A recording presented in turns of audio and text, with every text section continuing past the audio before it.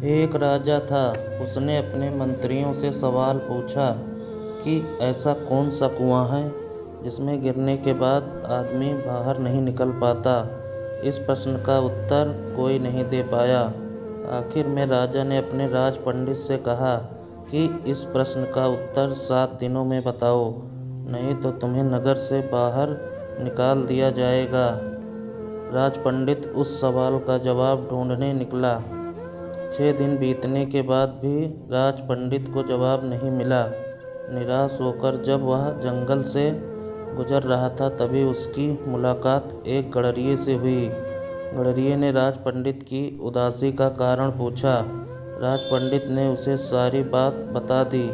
गडरिया ने कहा, मेरे पास पारस पत्थर है, उससे आप कितना भी सोना बना सकते हो, फिर आपको राजा के पास जाने की ज़रूरत भी नहीं पड़ेगी। लेकिन इसके लिए आपको मेरा चेला बनना पड़ेगा।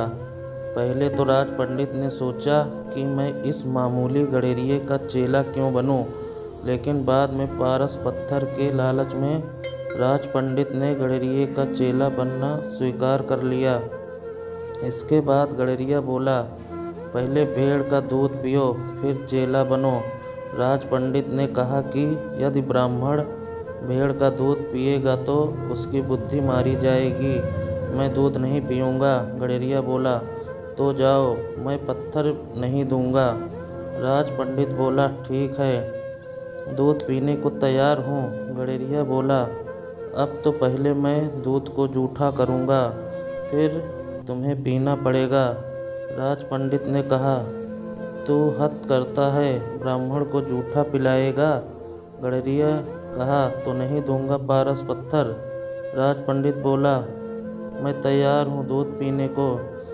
गडरिया बोला, अब तो सामने जो मरे हुए इंसान की खोपड़ी है उसमें दूध दूंगा, जूठा करूँगा, कुत्ते से चटवाऊँगा, फिर तुम्हें पिलाऊँगा, तब मिलेगा पारस पत्थर, नहीं तो अपना रास्ता नापो। राज पंडित ने खूब विचार कर कहा, है तो बड़ा कठिन, लेकिन मैं तैयार हूँ। गडरिया बोला, मिल गया जवाब। यही तो वह कुआं है लोभ का, जिसमें आदमी गिरता जाता है और फिर कभी नहीं निकलता। जैसा कि तुम पारस पत्थर को पाने के लिए लोभ रूपी कुएं में गिरते चले गए। राज पंडित को राजा के सवाल का जवाब मिल चुका था।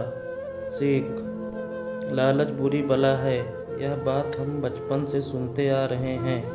कई बार हम लालच में इतने अंधे हो जाते हैं कि अच्छे और बुरे का फर्क भी भूल जाते हैं, यहाँ तक कि अपना स्वाभिमान भी भूल जाते हैं।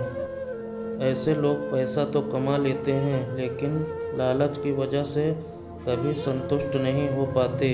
इसलिए लालच से बचकर रहना चाहिए।